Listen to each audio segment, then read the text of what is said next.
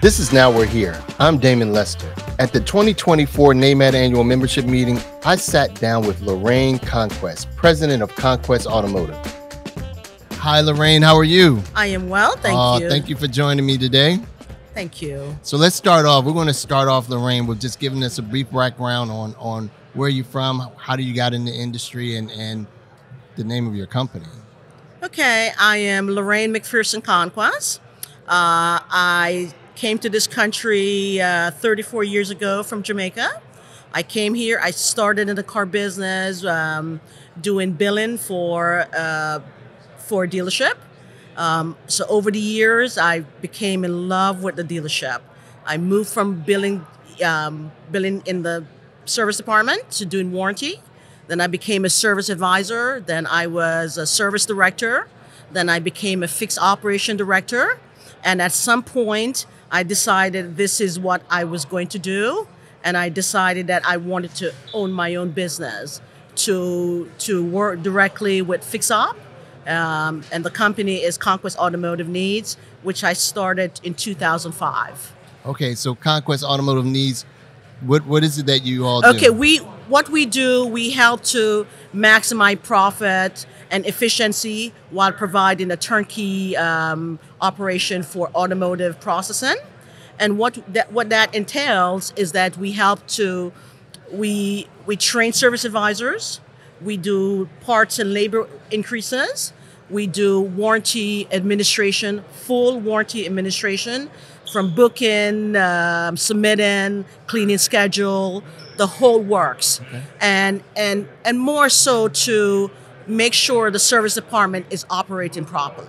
All right. Yes. And so you mentioned you made the decision on it was time for you to start your own business. So what was that thought process? I can tell you what mine was, right? I was with the association or NAMAD for over 20 years, and I had to have a self-assessment, say, well, you know what? Can I do another 20? Should I do another 20? And that was like the key moment for me to say, okay, it's time for me to take a different direction in the field that I was already in. So what were some of the things that you made that decision? What happened is that, working in the dealership itself, you work with people. But I felt like I could, especially coming up, and back then where you didn't have people looking like me in that. And I felt if I could go out, make a name for myself, the next generation could see somebody looking like me to get into a business that is not generally for us. That's right? And they know that they can do it, right? They see it. Yeah. Here's a woman coming from a different country in a male-dominated industry, especially in the service side. That's right. What the hell does she know? That's right. Right? Yeah. But I do know. Yeah. And we take passion in it.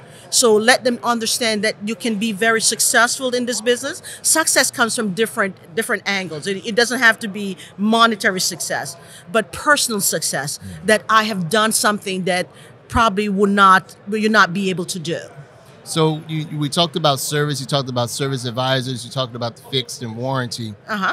What are some of the ways that when you have a customer or a client or a dealership client, what are the things that you look for that are real quick fixes for a dealership? Or what are some of the most common errors or ways for improvement that you see dealerships can do? Well, dealerships don't. Some of the quickest things is to look at your lost customers, to look at customers that you have in your database that has not been in the store. Their stuff, their customers that with recalls that are outstanding, that I can get them in. I can have my guys do multi-point inspection. I can look at the car and turn a 0.3 labor rate increase is a lot of money, right? Then also they have labor. Their customer pay labor and their warranty labor rates are like up and down. Yep. Try to put it, check around and see what everybody else is charging. Do yearly increases. Some states, if you're doing it as per state, is more than is you can do it 6 months. Yeah. So these are things that you can quick to get money. Then they have claims. They have open ROs just sitting, right? They have tickets just lingering all over the place. They have receivables like why do we have so much receivables? If you have is that a management? That's a lack of management. Yes, lack oversight, of management. Or is it more process and lack of management? Process and lack of management. Okay. Because what you have to inspect what you expect, right? And you can't just wait until the end of the month to see what's going on. You need to be looking at your stuff. If you're managing, you need to manage that process every single day. Yeah. If you say you want to make $100 and you have 20 days in the month, you need to divide that and say, I need to make $5,000 every day. That's right. You can't wait until the end of the month to make $100,000. That's right. You need to do this every single day. Look at what can I do better? What I can do better from today to tomorrow. It's a continuous cycle of looking at stuff, looking at your books, making sure your advisors are trained, making sure your technicians are doing the stuff properly as per procedures. You know, it's constant. It's like a river. Yeah. It needs to be constantly flowing. Because some managers may look at it as, I'm comfortable, I'll get to it later. No. When there are downtimes within every store that management is light, service advisors are light, depending on the day or the flow. You can never regain time that's already lost. That's right. If what I did not do right now, I cannot get it back right now. It's gone. Yeah. You can try to make up, but you can't get back. So we should not be wasting time. We should be continuously looking at our books. So what, if you're coming in and you do service advisor training, do you do service training on upselling? I do. On customer interaction? Because that's, at my store, we don't know the demeanor of the customer coming in. And so when people come into the service department, they either woke up mad, it's some personal things that coming in there is like going to the dentist. You don't know what to expect at the end, right? You don't know if they're going to charge me more or whatever the case may be.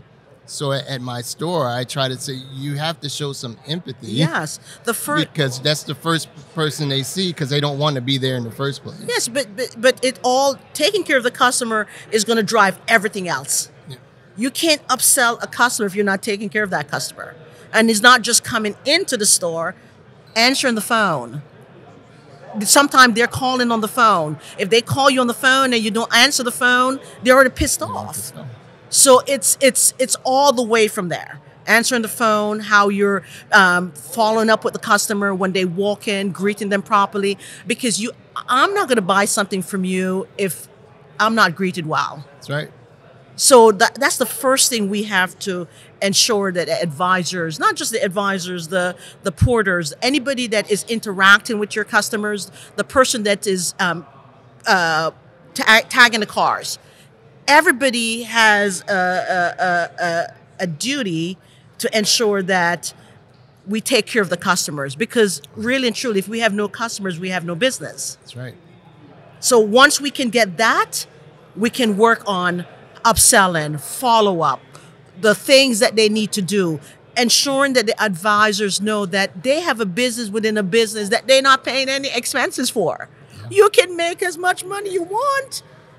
But so if they're making as much money you want, the dealership makes money. If you can let them to understand that, that you're doing your own business, you're making your own money. You're not paying the light bill, you're not paying the water bill, you're not paying for the toilet tissue, you're not paying for the coffee that we drink, because as advisors we go in there and drink coffee.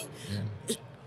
And once they understand that, make it about them, how much they can make. Eventually, we can make money as a dealership. Why? Because they understand profitability and how to take care of the customer and how to deliver to that customer so they can come back. Because really and truly, the service, sales sell the first car, service sell the next 5. That's right. And sometimes what happens is a customer that didn't even come to you, didn't buy the car from you, they went somewhere else and buy from another dealership. But a service advisor that take care of them, they're now going to come to your store to buy car. And they're going to tell the cousin, they're going to tell the brother, they're going to tell the gardener, they're going to tell everybody about the service that they and now you have ability in the front end to sell more cars. So let's talk warranty. So warranty and warranty submissions is such a key component to the store's revenue generation, and being able to write the codes correctly from the technician to the advisor. What I learned during the CDK outages, not everyone can write and not everyone can spell, but being able to articulate it because you're so accustomed using technology versus being able to manually write it.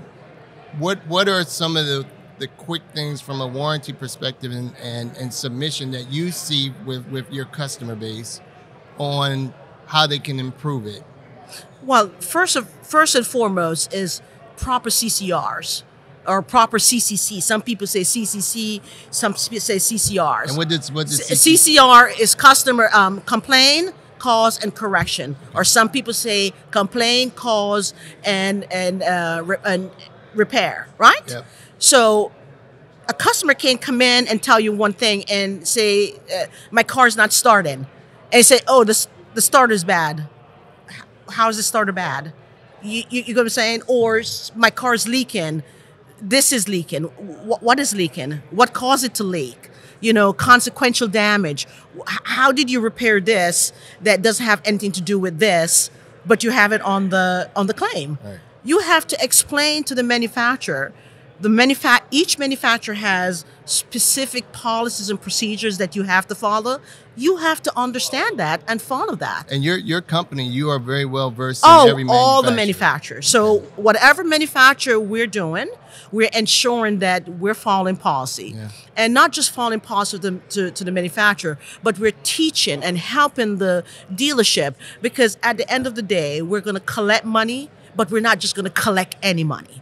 We want to collect good money and also ensure that the dealership itself is doing the correct thing. Because if you're not doing it correctly for the manufacturer, which is the biggest payer of the dealership, you're not doing it for the customer either. And then that becomes a legal issue for the dealership. You have to document something correctly. A customer comes in and say, my check engine light comes on. And they write up, check engine light is on,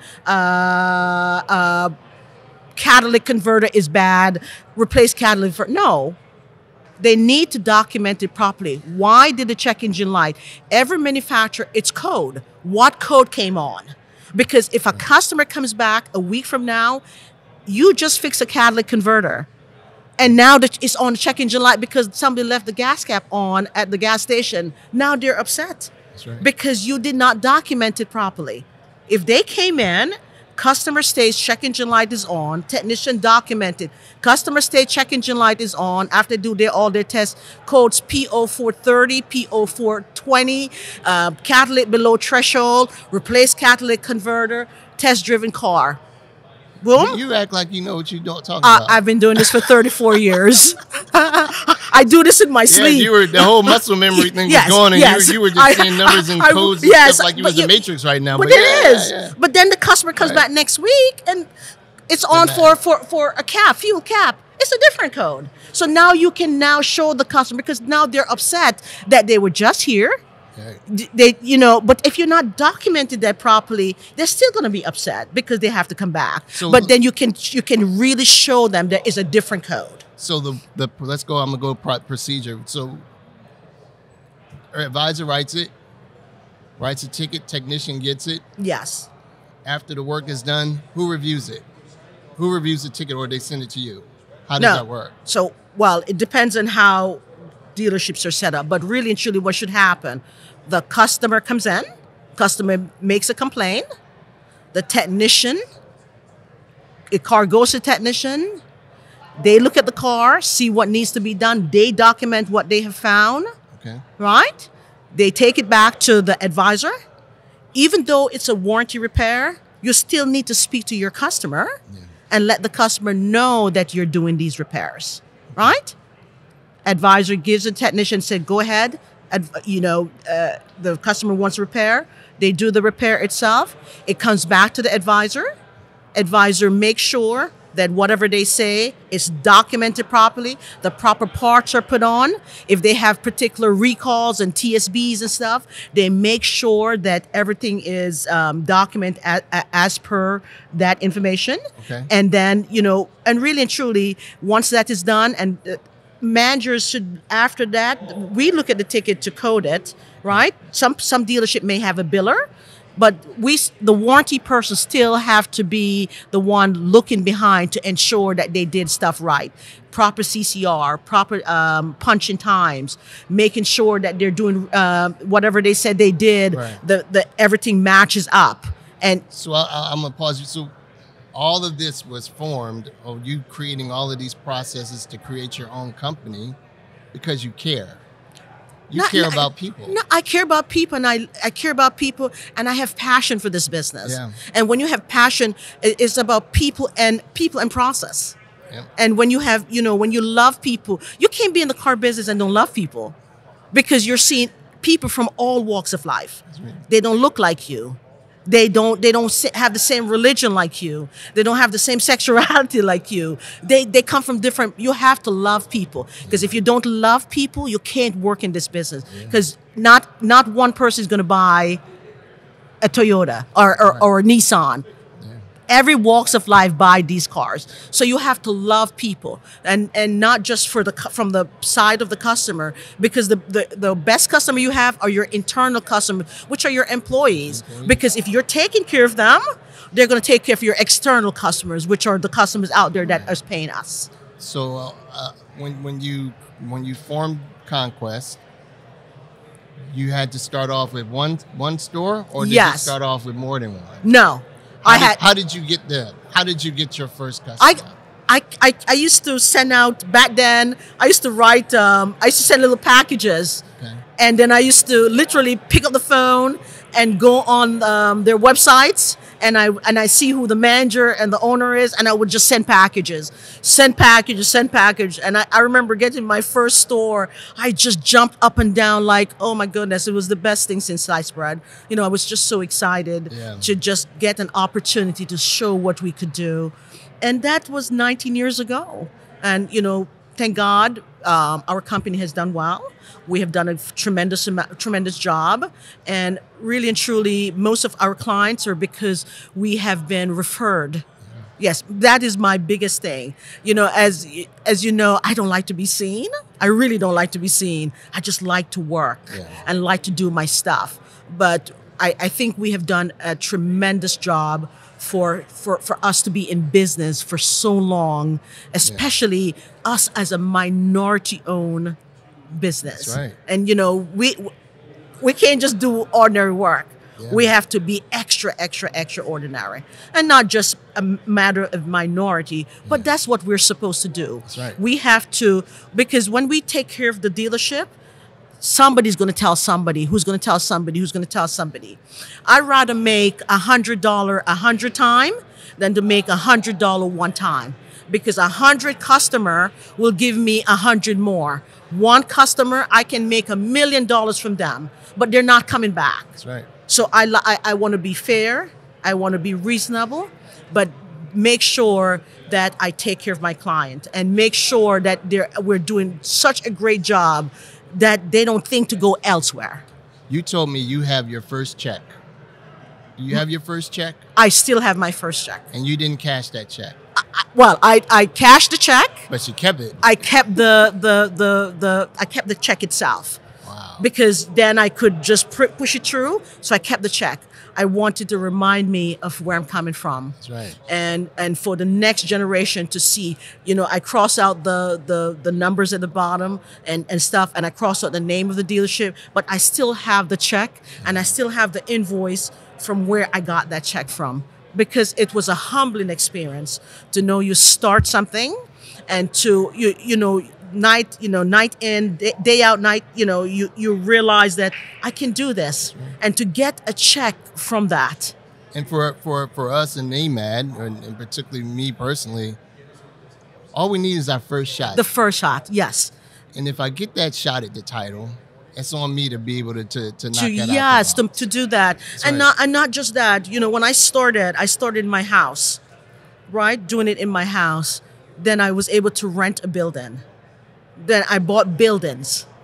And to have employees that have been with me for years, that's been going with me for years. I have employees 26 years, even before I opened the company. They wanted to come with me, and to know that I see them with their children going to college, working here. It's like nothing you could ever imagine. So, it's not always about you. It's about the people's life you have affected, and the what you can take for somebody else's family, because somebody gave me a shot. Gave you a shot. Yes, so I want to make sure. How many customers, clients do you have, or dealerships do you have? I have right now. I have 128. And you're in how many states? I'm in all states. Well, not all states. Let me back that up. I'm in Florida. I'm in North Carolina. I'm in Alabama. I'm in Mississippi. I'm in Connecticut. I'm in New York. That's Maryland. Yes. Oh, yeah. Maryland. Virginia.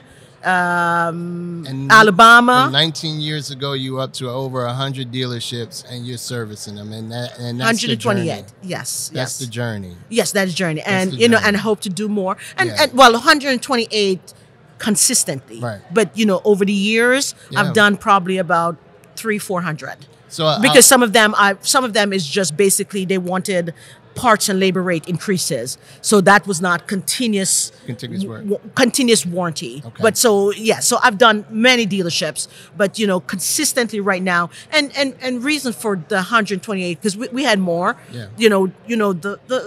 The landscape have changed a little bit. Yep. So you have the bigger groups buying, and they're so so it's not a matter of we're not doing a good job. It's just the landscape changed a little bit. So give me 3 things you've learned as being an entrepreneur. What are the 3 things that you've learned that if you knew now what you know now back then, what would those 3 things be? That I've learned. Oh, wait a moment. If you knew back then what you know now, what would be those 3 things? Well, the main thing for me is that I can't be Kaiser Sose. I can't be not seen. I'm a recluse. So I got to be out there, right? Because I could be bigger. Like many people I deal with have never seen me ever. Yeah. I talk to them on the phone. So that is my biggest thing. Okay. Maybe back then I probably would have go out a little bit more. I just like to work, and I did not like to be seen. But look at that success story about you not wanting to be out there, people, because they know of your product. Yes, product. Yes, they decided to help you exactly, multiply. Exactly. And that's an awesome. Yes. Awesome so that is my first thing. Yeah. My second thing is maybe earlier I probably would have helped and to mentor other young ladies, especially young ladies, in this business, because car business to me will do so much better, would excel if they had more women. More women. And sometimes especially in the fix up, right, women are not. It's like that now, but back then it wasn't as much. I would go to conferences and I would just see me. I'm like, holy crap, what's going on? So what are, we're going to wrap up soon. What are some of the things that you think we need to do as an industry, particularly minorities, to get new buds in the pipeline? What we need to do is have faces like me, people in not just the lower level, but people up here they can see, because things are visual, right? They can hear it, but when they can visualize it, then they know that it's possible. That's right. Everything is possible when they see somebody do it. Right? You as a minority body here, you have people walking around. You may have people in this hotel. Like, what's going on? They say, oh, this is the minority dealers. Oh, minority-owned dealers? Because that's not the norm for them, right? So it's to be seen. That's right. It's really to be seen. So to close, how do you value your time? Because you mentioned time was precious. And as being an entrepreneur, and I've learned I have to find balance. Otherwise, the work will take over my time. Well, I'm still trying to do that. Because when you're running a business and you want to see it succeed and stuff, you have your hand in it. But what I realize is that I can't be in the forest. I have to step outside the forest so I can see the trees. Yeah. Once I'm in the forest, I'm only probably seeing cedar. That's right. When I get out of the forest, I see cedar, I see mahogany, I see that big sequoia over here. Mm-hmm. So getting people that you can empower and teaching them to help you. You can't do everything on your own. Yeah. No one is an island. No one stands alone. So if I can just get enough people and teach them and try to let go and know that, yes, they're going to make mistakes, but we can fix it and empower people to do things, then we'll be better off. That's right. So Lorraine, thank you. Thank you very much for having me. Thank you. You have an awesome story. Now we got to get Kaiser Sose out there. I know. Well, Kaiser Sose is getting there. Yeah, you know what? What's his name says? A mind that is stretched by a new idea will never regain its original dimension. That's right. My mind is now stretched by this new idea of being out here. Good. So I will never regain my original dimension. That is awesome. Thanks for listening to this episode of Now We're Here. Make sure you follow the show and share this episode with a friend. Stay tuned for more episodes as we shine spotlights on the leaders who are not just keeping up with the industry, but driving it forward.